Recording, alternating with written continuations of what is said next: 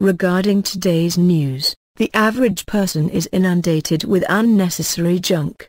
On any given day you will find experts telling you why the markets are destined to soar and/or crash. News outlets are desperate for eyeballs, so they are going out of their way to make titles bombastic, and/or offering multiple scenarios so that when one of them comes to pass, they can proudly state "we told you so." The problem is that in most cases the information used to back these scenarios is on par with toilet paper. On any given day you will find several compelling arguments that call for this market to crash or for this market to soar to the moon. Which one are you supposed to believe, especially when they appear almost simultaneously? Spend some time on Yahoo or any other major finance site, and you will see the common theme is bombastic titles trying to get the reader to click and read the article. The most interesting part of the article usually is the illusory title, which hardly ever has anything to do with the article at hand. Today's reporters, like mindless bots, assume they can continuously employ the same approach, and the masses will embrace them with the same gusto as yesteryear.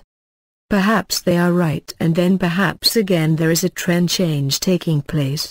This brings us to another interesting point. The problem with the world today is that over 90% of the world, especially in the West, want to live the life of king but on soldier's salary. They want to buy things they do not need, with money they do not have to impress people they hate with their guts. Why would they want to do this? Perhaps the idea is to give their enemies the illusion all is well. We have news for these penguins: you do not climb in life by impressing your enemies. The focus should be on making yourself better and/or the product, service you are selling better. You see this trend everywhere. For example, take a look at what's going on in the corporate world. Corporate officers are looking for ways to improve earnings per share, EPS, without doing any hard work or coming out with any innovations.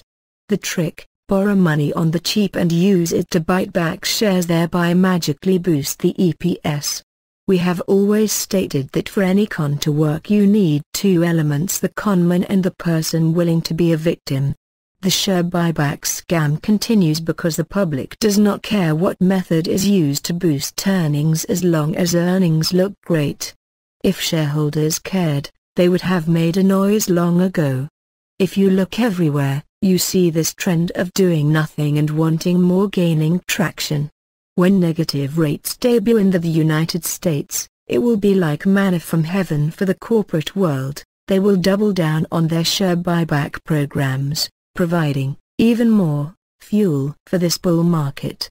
Don't for 1 second think the Fed is seriously thinking of hiking rates continuously. The fact that they have done nothing after one miserable rate hike speaks volumes. Their game plan is to follow the rest of the world and embrace the era of negative rates. They have no option but to keep inflating the money supply to infinity, or at least to the point when the masses finally state no mas, and who the hell knows when that day will eventually arrive. A good guess is that many of those who have been waiting and continued to wait for that day will be gone before it comes. On that note, here is a random slice of information. A superpower holds on to its position for roughly 250 years before it is replaced. America has held that position for slightly over 240 years. Based on history, the end is near and the time for a new head honcho is close at hand.